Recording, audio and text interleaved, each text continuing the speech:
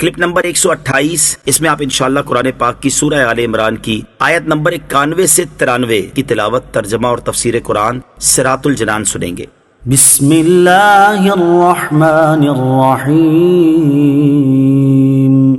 ترجمہ، اللہ کے نام سے شروع جو نہایت مہربان رحمت والا ہے۔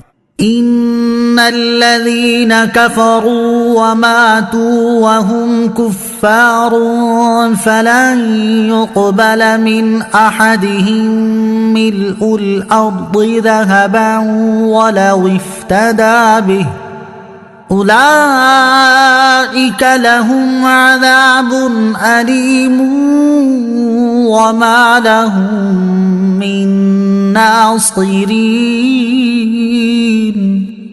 ترجمہ، بے شک وہ لوگ جو کافر ہوئے اور کافر ہی مر گئے، ان میں سے کوئی اگرچہ اپنی جان چھڑانے کے بدلے میں پوری زمین کے برابر سونا بھی دے تو ہرگز اسے قبول نہ کیا جائے گا۔ ان کے لیے دردناک عذاب ہے اور ان کا کوئی مددگار نہیں ہوگا۔ وَمَاتُوا وَهُمْ كُفَّارٌ، اور کافر ہی مرے۔ آخرت کی نجات ایمان پر خاتمے پر ہے۔ کفر پر مرنے والا زمین بھر سونا بھی اپنے فدیے میں دے دے تب بھی اس کی نجات نہیں ہو سکتی۔ نیز یہ بھی معلوم ہوا کہ نجات کا دار و مدار ایمان پر خاتمہ ہونے پر ہے۔ اگر کوئی شخص تمام عمر مومن رہا اور مرتے وقت کافر ہو گیا تو اس آیت میں شامل ہے، اور اگر کوئی شخص ساری عمر کافر رہا لیکن مرتے وقت مومن ہو کر مرا تو وہ اس آیت سے خارج ہے۔ اسی لیے صالحین سب سے زیادہ فکر ایمان پر خاتمے ہی کی کرتے تھے اور اللہ تعالیٰ کی خفیہ تدبیر سے ڈرتے تھے۔ چنانچہ حضرت یوسف بن اسبات رحمت اللہ تعالی علیہ فرماتے ہیں، میں ایک مرتبہ حضرت سفیان ثوری رحمت اللہ تعالی علیہ کے پاس حاضر ہوا۔ آپ ساری رات روتے رہے۔ میں نے دریافت کیا کیا آپ رحمت اللہ تعالی علیہ گناہوں کے خوف سے رو رہے ہیں؟ تو آپ نے ایک تنکا اٹھایا اور فرمایا کہ گناہ تو اللہ تعالیٰ کی بارگاہ میں اس تنکے سے بھی کم حیثیت رکھتے ہیں۔ مجھے تو اس بات کا خوف ہے کہ کہیں ایمان کی دولت نہ چھن جائے۔ فکر معاش بد بلا، ہول معاد جاں گزا، لاکھوں بلا میں پھنسنے کو روح بدن میں آئی کیوں؟ لن تنالوا البر حتى تنفقوا مما تحبون وما تنفقوا من شيء فإن الله به عليم۔ ترجمہ، تم ہرگز بھلائی کو نہیں پا سکو گے جب تک راہ خدا میں اپنی پیاری چیز خرچ نہ کرو، اور تم جو خرچ کرتے ہو اللہ اسے جانتا ہے۔ لن تنالوا البر حتى تنفقوا، تم ہرگز بھلائی کو نہیں پا سکو گے جب تک راہ خدا میں خرچ نہ کرو۔ اس آیت میں بھلائی سے مراد تقوی اور فرما برداری ہے، اور خرچ کرنے کے بارے میں حضرت عبداللہ ابن عمر رضی اللہ تعالیٰ عنہما نے فرمایا کہ یہاں خرچ کرنے میں واجب اور نفلی تمام صدقات داخل ہیں۔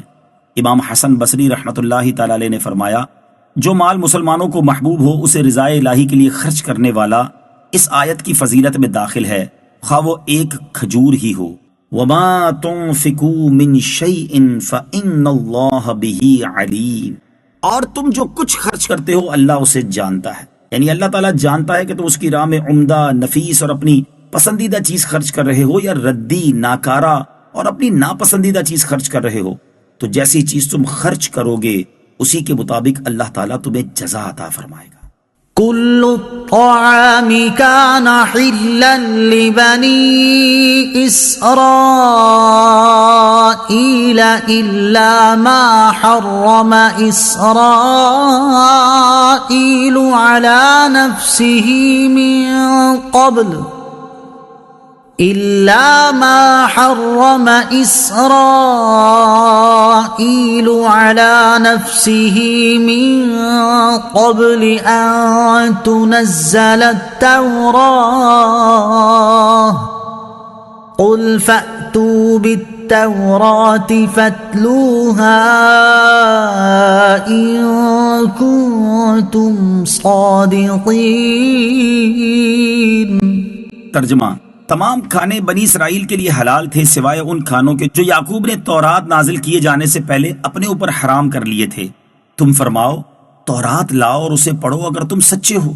کل الطعام کان حلا لبنی اسرائیل، تمام کھانے بنی اسرائیل کے لیے حلال تھے۔ شان نزول، مدینہ منورہ کے یہودیوں نے سید المرسلین صلی اللہ تعالی علیہ وسلم پر اعتراض کیا کہ آپ علیہ الصلوۃ والسلام اپنے آپ کو ملت ابراہیمی پر خیال کرتے ہیں، حالانکہ حضرت ابراہیم علیہ الصلوۃ والسلام اونٹ کا گوشت اور دودھ نہیں کھاتے تھے، جبکہ آپ کھاتے ہیں، تو آپ ملت ابراہیمی پر کیسے ہوئے؟ حضور پرنور علیہ الصلوۃ والسلام نے فرمایا کہ یہ چیزیں حضرت ابراہیم علیہ الصلوۃ والسلام پر حلال تھیں۔ یہودی کہنے لگے کہ یہ حضرت نوح علیہ السلام پر بھی حرام تھی، حضرت ابراہیم علیہ الصلوۃ والسلام پر بھی حرام تھی، اور ہم تک حرام ہی چلی آئیں۔ اس پر اللہ تعالیٰ نے یہ آیت نازل فرمائی اور اس میں بتایا گیا کہ یہودیوں کا یہ دعویٰ غلط ہے، بلکہ یہ چیزیں حضرت ابراہیم، حضرت اسماعیل، حضرت اسحاق اور حضرت یعقوب علیہ الصلوۃ والسلام پر حلال تھی۔ حضرت یعقوب نے کسی سبب سے ان کو اپنے اوپر حرام فرمایا اور یہ حرمت ان کی اولاد میں باقی رہی۔ یہودیوں نے اس کا انکار کیا تو حضور اقدس علیہ الصلوۃ والسلام نے فرمایا کہ تورات میں یہ مضمون موجود ہے، اگر تمہیں اس سے انکار ہے تو تورات لاؤ اور اس میں سے نکال کر دکھا دو کہ یہ چیزیں حضرت ابراہیم علیہ الصلوۃ والسلام پر حرام تھی۔ اس پر یہودیوں کو اپنی ذلت و رسوائی کا خوف ہوا اور وہ تورات نہ لا سکے، ان کا جھوٹا ہونا ظاہر ہو گیا اور انہیں شرمندگی اٹھانی پڑی۔ اس سے معلوم ہوا کہ احکام کا منسوخ ہونا ہمیشہ سے ہوتا آ رہا ہے، لہٰذا قرآن کی بعض آیات کے منسوخ ہونے پر کوئی اعتراض نہیں۔ اس پر تفصیلی کلام سورہ بقرہ کی آیت نمبر 106 میں گزر چکا ہے۔ یہ بھی معلوم ہوا کہ حضور سید المرسلین صلی اللہ تعالی علیہ وآلہ وسلم کا علم شریف اللہ تعالیٰ کی خاص عطا سے ہے کہ آپ علیہ الصلوۃ والسلام تورات و انجیل سے خبردار ہیں، اور اللہ تعالیٰ نے آپ علیہ الصلوۃ والسلام کو غیبی علوم عطا فرمائے ہیں۔